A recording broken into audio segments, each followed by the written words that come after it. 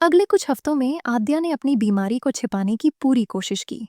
वह अपने स्टूडियो में काम करती, इंस्टा रील्स बनाती और विवान के साथ हंसती। लेकिन छोटी छोटी चीजें अब बड़ी हो रही थीं। एक बार वह अपने बॉस का नाम ही भूल गई। मीटिंग में ये देखकर सब हंस पड़े। आद्या, तू तो स्टार है, लेकिन ये क्या हो रहा है? रिया ने चिंता जताते हुए पूछा। आद्या ने हंसकर कहा, बस थोड़ा स्ट्रेस है। लेकिन वह जानती थी कि यह स्ट्रेस नहीं था।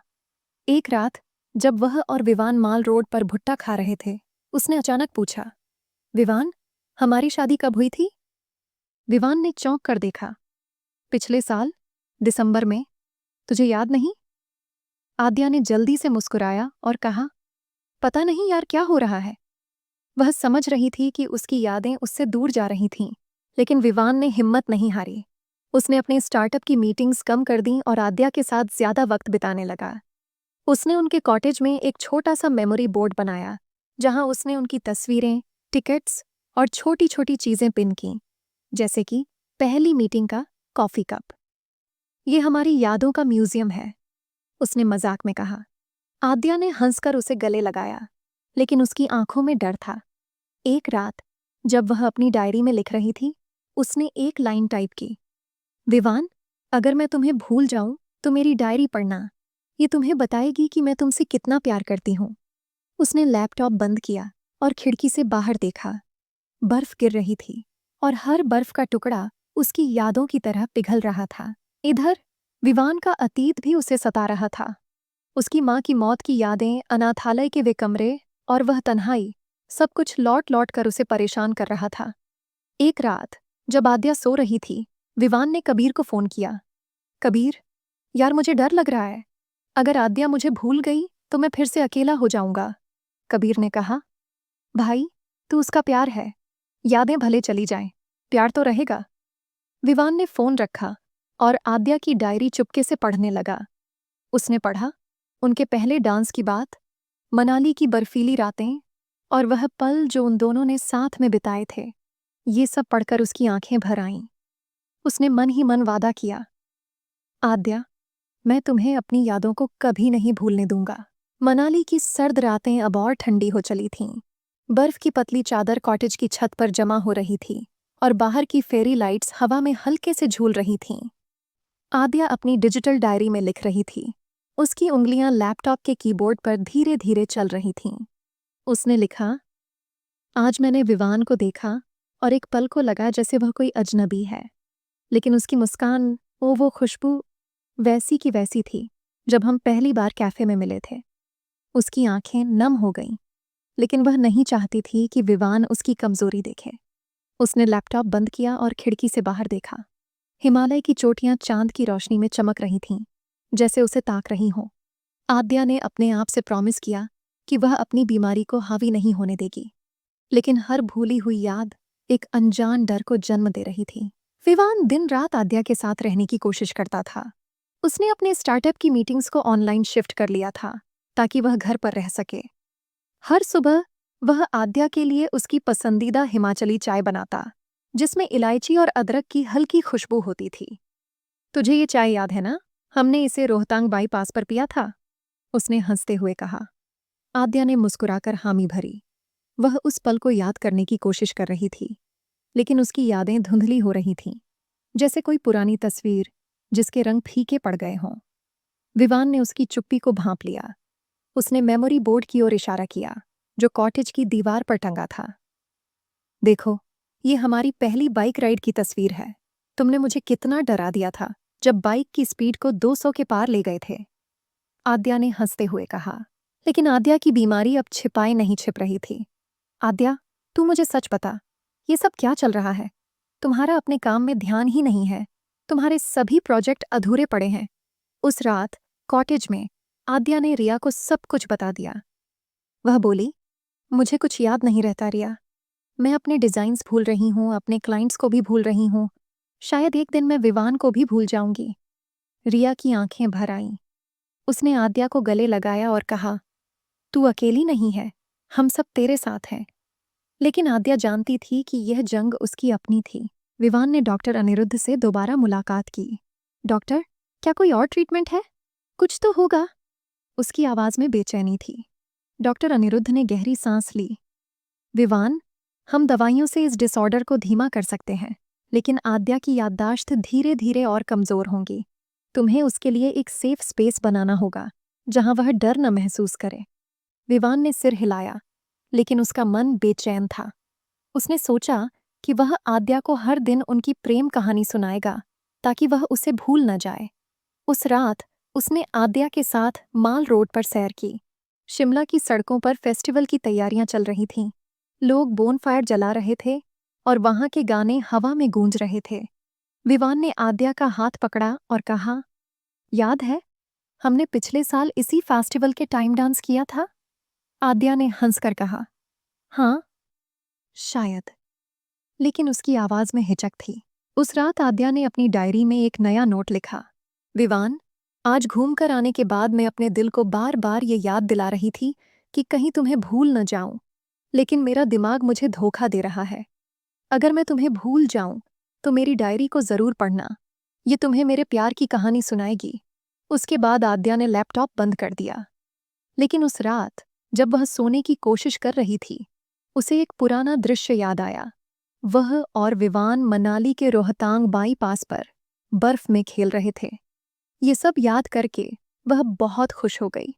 उसने विवान को जगाया और कहा, विवान, हम फिर से रोहतांग चलें? मैं वहां की बर्फ को फिर से महसूस करना चाहती हूँ। विवान ने उसकी आंखों में देखा और हामी भरी। कल सुबह चलते हैं, उसने कहा। लेकिन उसका दिल जानता था कि यह ट्रिप उनकी आखिरी यादों में से एक हो सकती है। अगले दिन वे रोहतांग पहुंचे। बर्फ की चादर ने पूरी वादी को ढक रखा था। आद्या ने अपनी जैकेट में से हाथ निकाले और हवा में बर्फ के टुकड़े पकड़ने की कोशिश की। विवान, ये देखो, बर्फ मेरी उंगलियों पर पिघल रही है। उसकी आवाज में बच्चे जैसी खुशी थी। विवान ने उसे गौर से देखा। उस पल में वह वही आद्या थी जो कैफे में उससे टकराई थी। उसने अपनी जैकेट उतारी और आद्या के कंधों पर डाल दी। तुझे ठंड लग जाएगी, पागल, विवान ने कहा। आद्या ने उसका हाथ पकड़ा और कहा, तुम मेरे साथ हो तो मुझे किसी बात की कोई चिंता नहीं है। उस पल में दोनों ने एक दूसरे को गले लगाया और बर्फीली हवा में उनका प्यार गर्माहट बिखेर रहा था। लेकिन विवान का दिल घबरा रहा था। उसे डर था कि यह खुशी जल्दी ही फीकी पड़ जाएगी। कुछ हफ्तों बाद आद्या की हालत और बिगड़ गई। वह अब रोजमर्रा की चीजें भूलने लगी थी। एक सुबह उसने विवान से पूछा, तुम कौन हो? क्या मेरे साथ स्टूडियो में काम करते हो? विवान का दिल टूट गया। उसने मुस्कुराने की कोशिश की और कहा, मैं विवान हूं, तुम्हारा पति। उसने मेमोरी बोर्ड की ओर इशारा किया, जहां उनकी शादी की तस्वीर टंगी थी। आद्या ने तस्वीर को गौर से देखा, जैसे कोई अनजान कहानी पढ़ रही हो। हमारी शादी हुई थी? उसने धीरे से पूछा। विवान ने सिर हिलाया, लेकिन उसकी आवाज नहीं निकली। उस रात जब आद्या सो गई, लेकिन विवान को नींद नहीं आ रही थी। वह सोच रहा था कि पता नहीं आद्या कितने दिन उसे याद रख पाएगी। आज तो वह उसे भी भूल गई थी। कुछ दिन बाद रिया और कबीर ने मिलकर आद्या के लिए एक सरप्राइज प्लान किया। उन्होंने शिमला में एक छोटा सा म्यूजिक फेस्टिवल ऑर्गेनाइज किया, जिसमें आद्या के फेवरेट बैंड वालों को बुलाया गया।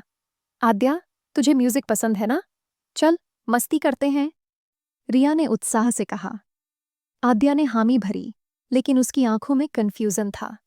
फेस्टिवल में जब बैंड ने एक पुराना गाना बजाया, आद्या अचानक मुस्कुराई। ये गाना, मैंने इसे कहीं सुना है, उसने कहा। विवान ने उसका हाथ पकड़ा और कहा, हाँ बेबी, ये वही गाना है जो हम अक्सर साथ में गुनगुनाते हैं। आद्या ने उसकी ओर देखा और एक पल को लगा जैसे वह उसे जानने की कोशिश कर रही हो, लेकिन फिर उसकी नजरें खाली हो गईं। विवान ने उसे अपने गले लगाया और बैंड की धुन में उनका प्यार फिर से जीवंत हो उठा। उस रात आद्या अपनी डिजिटल डायरी खोले बैठी थी, लेकिन उसकी उंगलियां कीबोर्ड पर रुक रुक कर चल रही थीं। उसकी स्क्रीन पर अब अधूरी लाइनें थीं। विवान ने आज मुझे कुछ याद दिलाया, लेकिन क्या? उसका दिमाग अब खाली खाली सा हो गया था। उसे लगने लगा जैसे वह किसी अनजान दुनिया में खो गई हो। उसने लैपटॉप बंद किया और बालकनी में खड़ी हो गई। हवा उसके चेहरे को छू रही थी, लेकिन उसका मन सुन्न था। वह अपने अतीत को पकड़ने की कोशिश कर रही थी, लेकिन हर याद एक धुंधली तस्वीर की तरह फीकी पड़ रही थी। विवान ने आद्या की इस हालत को देखकर भी हिम्मत नहीं हारी थी, लेकिन उसका दिल हर पल टूट रहा था। वह हर सुबह कॉटेज में मेमोरी बोर्ड को अपडेट करता, नई तस्वीरें और नोट्स जोड़ता। एक दिन उसने आद्या को उनके पहले इंस्टाग्राम रील की तस्वीर दिखाई, जिसमें वे माल रोड पर भुट्टा खा रहे थे। देखो, ये हमारी पहली डेट थी, उसने हल्के से मुस्कुराते हुए कहा। आद्या ने तस्वीर को गौर से देखा, जैसे कोई पुरानी किताब पढ़ रही हो। मैं हाँ, ये तो मैं ही हूँ, उसने धीरे से कहा। ये सुनकर विवान उदास हो गया, लेकिन उसने मुस्कुराकर कहा, हाँ, और तूने उस दिन मेरी कॉफी चुरा ली थी? आद्या हंसते हुए उस पल को याद करने की कोशिश कर रही थी, लेकिन उसका दिमाग उसे आद्या धोखा की दे रहा बीमारी अब उसकी रोजमर्रा की जिंदगी को मुश्किल बना रही थी। वह अपने स्टूडियो में काम नहीं कर पा रही थी। एक दिन उसने अपनी इंस्टाग्राम प्रोफाइल खोली और हैरानी से देखा। ये मेरी प्रोफाइल है? इतने फॉलोअर्स? उसने रिया से पूछा। उसने कहा, हाँ, आद्या, तू तो शिमला की स्टार है। उसने आद्या को गले लगाया, लेकिन उसका मन आद्या के लिए बहुत दुखी था। उसने विवान को फोन किया और कहा, विवान, हमें कुछ करना होगा। आद्या अब अपने आप को भूल रही है। विवान ने हामी भरी और डॉक्टर अनिरुद्ध से संपर्क किया, जो अब नियमित रूप से आद्या की जांच कर रहे थे। विवान, अब समय आ गया है कि तुम आद्या को एक रिहैब सेंटर में शिफ्ट करने पर विचार करो, डॉक्टर अनिरुद्ध ने कहा। वहां उसकी बेहतर देखभाल हो सकती है। लेकिन विवान ने इनकार कर दिया। नहीं डॉक्टर, वह मेरी दुनिया है, मैं उसे छोड़ नहीं सकता। विवान ने आद्या के लिए हर दिन को खास बनाने की ठानी। उसने उनके कॉटेज को फेस्टिवल की तरह सजा दिया, दीवारों पर रंग बिरंगे पोस्टर लगाए, जिन पर उनकी यादें लिखी थीं। पहली कॉफी डेट, रोहतांग की बर्फबारी, लोहड़ी नाइट वाला डांस। वह हर वो चीज करता जो उसके लिए कर सकता था। विवान, रिया और कबीर ने मिलकर एक आखिरी कोशिश करने का फैसला किया। उन्होंने शिमला के द हिल्स कैफे में एक सरप्राइज इवेंट प्लान किया, जहां आद्या और विवान की पहली मुलाकात हुई थी। आद्या को उसकी शुरुआत याद दिलानी होगी, रिया ने कहा। उस दिन कैफे को ठीक वैसा ही सजाया गया जैसा उनकी पहली मुलाकात के दिन था। वही फेरी लाइट्स, वही कॉफी मेन्यू और वही म्यूजिक। विवान आद्या को कैफे में ले आया। वह कुछ कंफ्यूज सी दिख रही थी, लेकिन कैफे की खुशबू ने उसे कुछ याद दिलाया। मैं तो यहाँ एक बार पहले भी आ चुकी हूँ, उसने धीरे से कहा। विवान ने उसका हाथ पकड़ा और कहा, हाँ, यहीं हम पहली बार मिले थे। तुम अपनी इंस्टाग्राम की रील बना रही थी और मैं बीच में आ गया था। आद्या हल्की सी मुस्कुरा दी और एक पल को उसकी आंखों में वो खुशी लौट आई, लेकिन फिर वह चुप हो गई। मैं तुम्हें नहीं जानती, उसने कहा। विवान ने उसका चेहरा अपने हाथों में लिया और कहा, कोई बात नहीं आद्या, लेकिन मैं तो तुम्हें जानता हूं ना। कुछ महीने बाद आद्या की हालत ऐसी हो गई कि वह विवान और खुद को पूरी तरह भूल चुकी थी। वह उसे एक अजनबी की तरह देखती थी, लेकिन विवान ने हार नहीं मानी। उसने हर दिन उसे उनकी कहानी सुनाई, उनकी मुलाकातें, मनाली की ट्रिप, उनके एक दूसरे के साथ बिताए सभी पल। एक दिन उसने आद्या को एक पुरानी तस्वीर दिखाई। देखो, ये हम हैं, हम इसमें बर्फ में खेल रहे हैं। क्या तुम्हें याद है कि ये पिक कहाँ की है? आद्या ने तस्वीर को गौर से देखा और एक आंसू उसकी आंख से गिरा। मुझे कुछ याद नहीं है, उसने धीरे से कहा। विवान ने उसे गले लगाया और कहा कि कोई बात नहीं बेबी, सब ठीक हो जाएगा। विवान ने फैसला लिया कि वह आद्या की डायरी को एक किताब का रूप देगा। उसने इसे यादों के पल नाम दिया और इसे पब्लिश करवाया। किताब में उनकी प्रेम कहानी थी, जो दुनिया भर में वायरल हो गई। लोग उनके प्यार की ताकत की बात करने लगे। आद्या अब भी कॉटेज में थी और विवान हर दिन उसे उनकी कहानी सुनाता था।